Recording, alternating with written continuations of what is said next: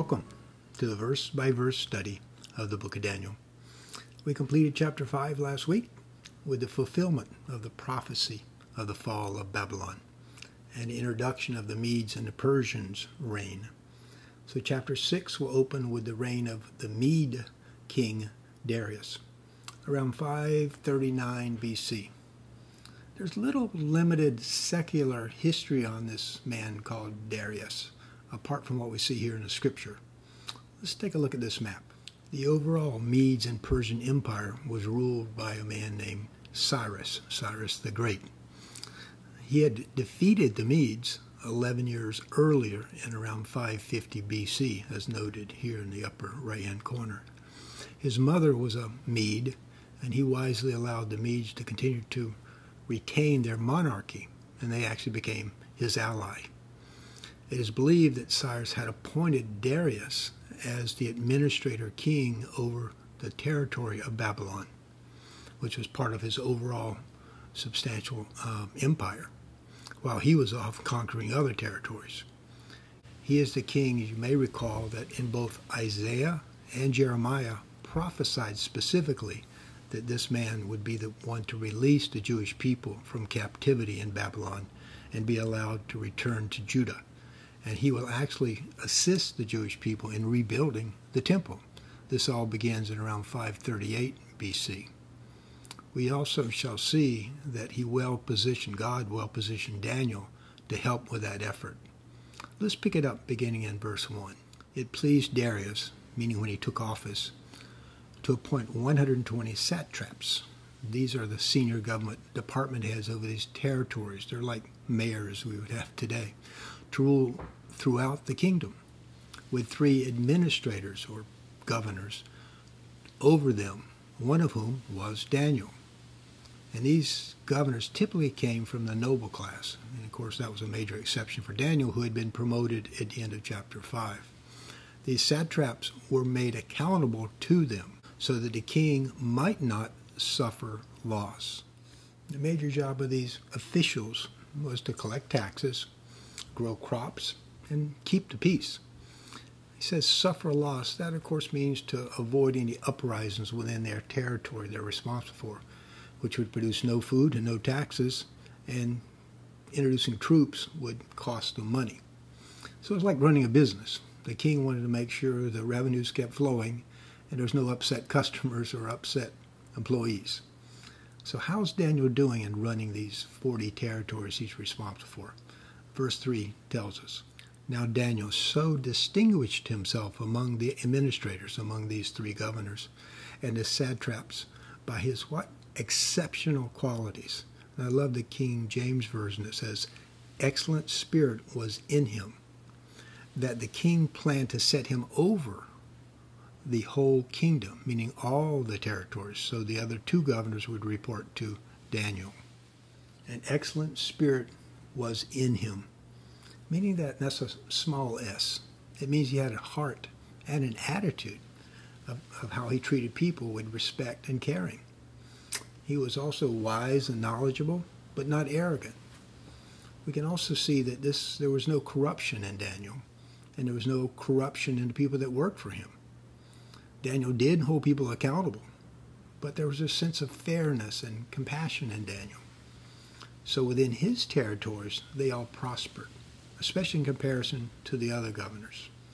So he was serving the king very well, as he had done all his life to the king, since, remember, Daniel's over 80 years old. So the king had this great respect for Daniel and intended to promote him, a major promotion. And we'll see this caused a great amount of jealousy among the other governors, and they were of that noble birth. They also knew that Daniel was a man of no corruption. So if they were enriching themselves, that they would have no opportunity to do that, reporting to Daniel. So because of their pride and their jealousy, and likely greed, they plotted to get rid of Daniel by manipulating the government to do their dirty work for them. Now, does that sound familiar? It's not by accident, because the entire Old Testament points to Christ. The same thing happened to Christ. In fact, Jesus himself said in Luke 24:27 that the Old Testament points to the Messiah, who is Christ. Let's take a look at verse 4. At this, the administrators, the governors, and the satraps tried to find grounds for charges against Daniel in his what? Conduct of government affairs. He and his subordinates, were they taking bribes or skimming off some of the tax revenue for himself, which is likely done by the other governors. But they were unable to do so. They could not find any corruption, it says. They could find no corruption in him because he was trustworthy and neither corrupt nor negligent. Neither corrupt nor negligent. Quite a statement for a politician. Finally, these men, kind of in frustration, said, "We will never find any basis for charges against this man Daniel unless it has something to do with the law of his God." First, we should point out the obvious. Daniel was not sinless. He was not Christ. Daniel also was not a pastor. He wasn't even specifically called to be a prophet. He was just a government worker. What made Daniel so unique was his daily choice to seek and follow God. That is what made him wise and made him an honest man of integrity and compassion. He had this well-deserved reputation as a, quote, good man and a good employee, a loyal employee. This word integrity means to be solid, whole, secure, reliable, as opposed to being divided or fractioned. You're a person of peace. Daniel was the same person in public as he was in private. So like was done to Christ, these leaders had to come up with this clever plot to falsely say that Daniel's faith was somehow subversive to the state. Daniel's faith, our faith, is somehow subversive to the state. That somehow being an honest man of integrity is somehow subversive. Let's take a look beginning in verse 6.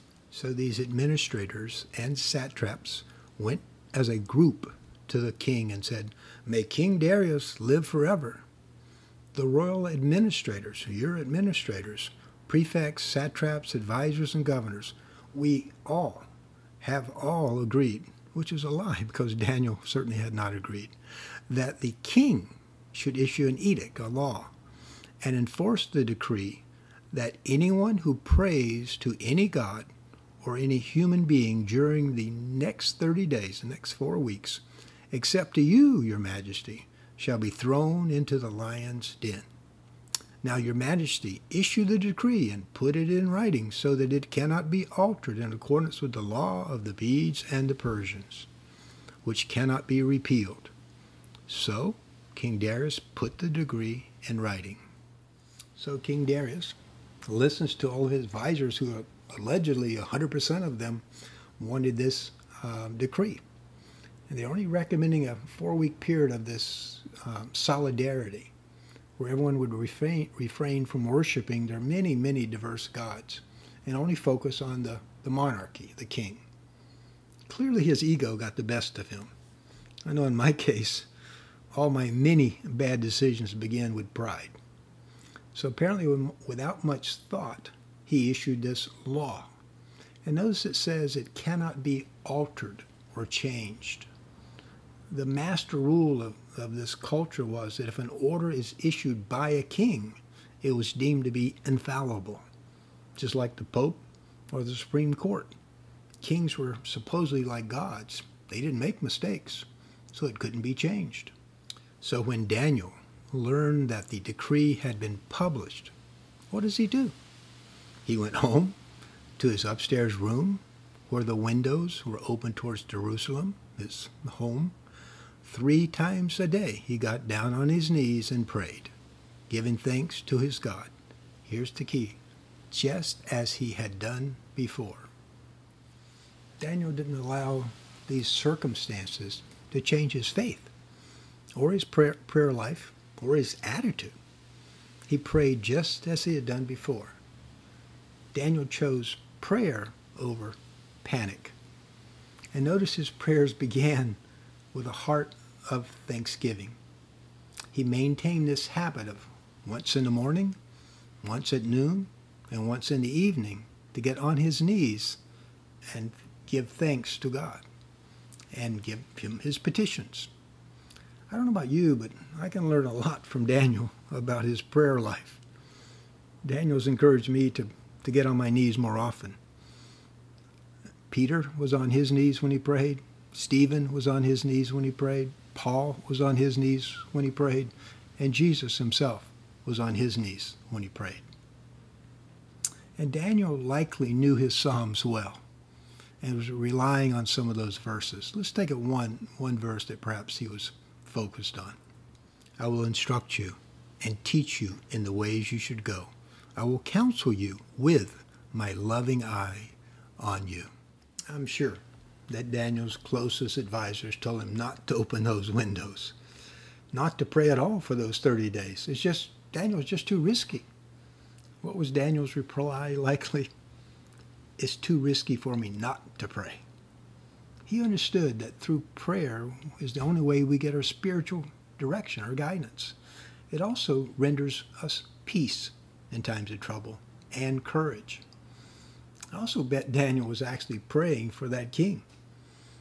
He was certainly not attempting to subvert that king. Let's take a look at what Paul said about that requirement. Paul instructed us, I urge that petitions, prayers, and intercession, and thanksgiving be made for all people, that we're to pray for all people, saved and especially unsaved. And we're especially supposed to pray for kings and those in authority over us, that we may live peacefully and quiet lives in all godliness and holiness. This is good and pleases God our Savior, who wants all people to be saved and to come to a knowledge of the truth. 1 Timothy chapter 2, verses 1 through 4. So Daniel is on his knees praying, offering his thanksgiving and petition. And here in verse 11, the persecutors spring the trap. Let's take a look at verse 11. Then these men, who of course had been spying on Daniel, then these men went as a group and found Daniel praying and asking God for help, meaning asking for grace, courage, and direction. So this powerful group of men had nothing better to do than harass this 80-some-year-old man and to spy on him, whose sole crime was what? That he was honest, hardworking, effective, compassionate. They couldn't deal with that.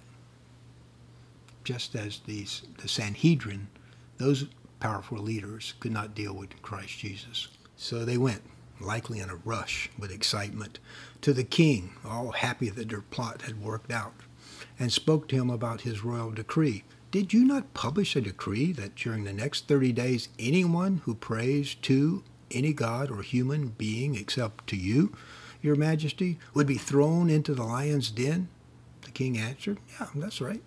The decree stands in accordance with the law of the Medes and the Persians, which cannot be repealed. That the king still doesn't understand that he's being manipulated, but he soon will be, as we shall see. Let's take a look at beginning in verse 13. Then they said to the king, they sprung the trap, Daniel, who is one of the exiles from Judah. Notice they don't call him a governor, but they call him the slave or exiled. He pays no attention to you, meaning that he's disloyal, which is a lie, your majesty, or to the decree you put in writing. He still prays 3 times a day, privately in his home, of course, which they were spying on. And now listen to the heart of the king. Listen to what the king's reaction is in 14. When the king heard this, he was greatly distressed. Why? Actually, if we look at the New King James Version, we get an understanding as to why. When he heard these words, he was greatly displeased with himself, with his decision. He was determined. So the last part of the verse says, he was determined, focused, to rescue Daniel and made every effort until sundown to save him. By law, a king's command, especially of the death penalty, was to be done within 24 hours. So King Darius is up against the clock to figure out a way to save this old man, who was one of his most trusted advisors and the best administrators. He now realizes that he's been tricked, and he's displeased with his own prideful decision. But he can find no way out of it. So the governor returns, the governors, those that sprung the trap, they'll return and kind of rub salt in his wound and put pressure on the king, beginning in verse 15. Let's take a listen to that. Then the men, the governors, went as a group to the King Darius. Again, we're talking about 70 or 80 people as a group to King Darius, and said to him, "Remember, your majesty, that according to the law of the Medes and the Persians, no decree or edict that the king issues can be changed." So the king has to make a decision. As we'll see beginning in verse 16, the king's time is up, and he very reluctantly gives the order of execution. So the king gave the order, and they, meaning those governors, brought Daniel and threw him into the lion's den, likely this deep cave or pit. The king said, and this is sincerely from his heart, the king said to Daniel, may your God whom you serve continually rescue you. Basically implying, because I can't. A stone was brought and placed over the mouth of the den, and the king sealed it with his own signet ring, this wax or clay, and with the rings of his nobles, so that Daniel's situation might not be changed. His fate was sealed.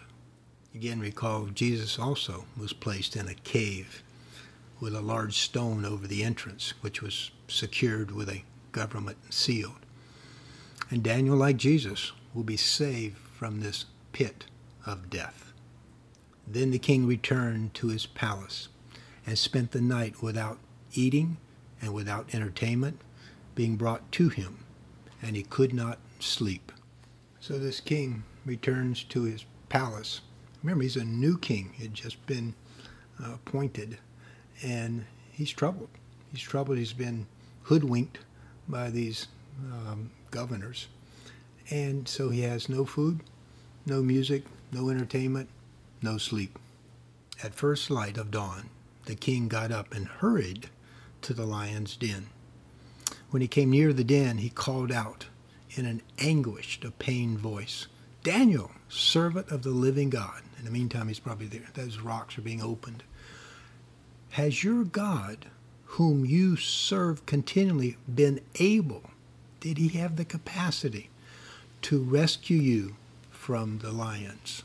Hear that glimmer of faith in the king's voice? So the king has the men pull back this heavy stone, and Daniel speaks up to him respectfully, answering, "May the king live forever. My God has sent his what?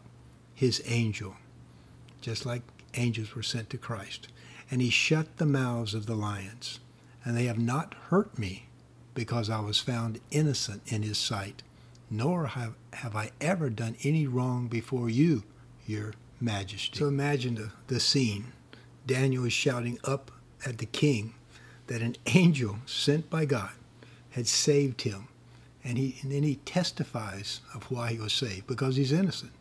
And he also testifies that he's not been disloyal to the king, that he's innocent of the charges of being, quote, disloyal or subversive. Then starting in verse 23, what's the reaction of the king looking down at Daniel?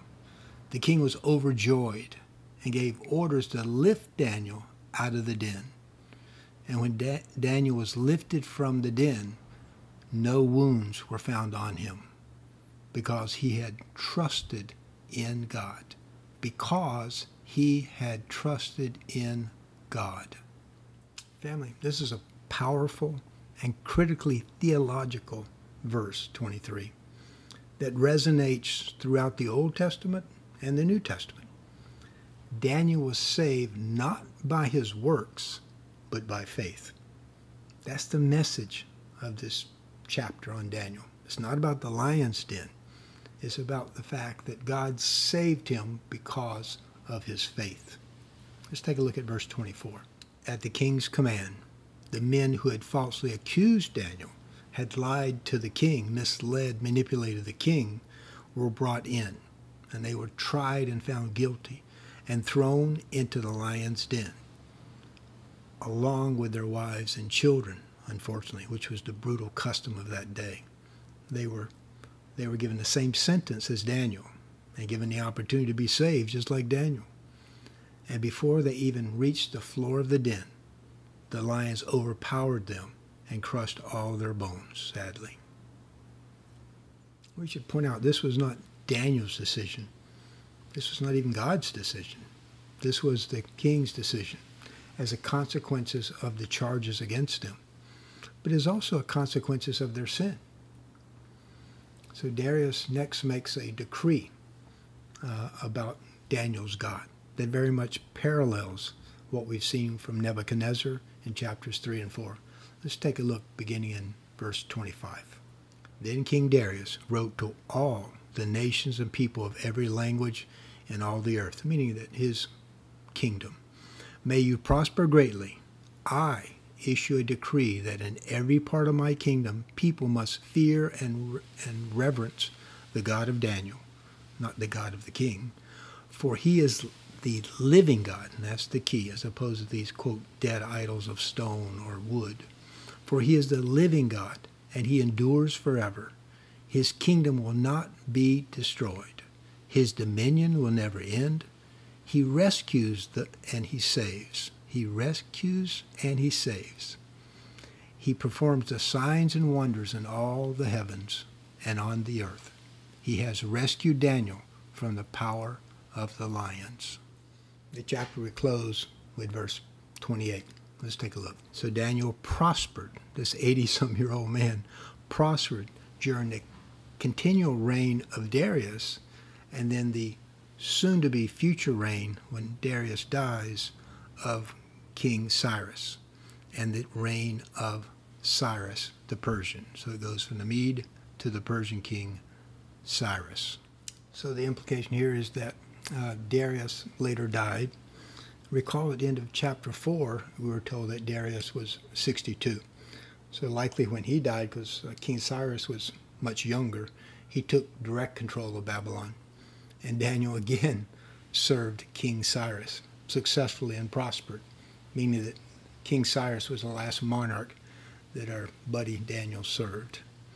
And that ends chapter 6, family.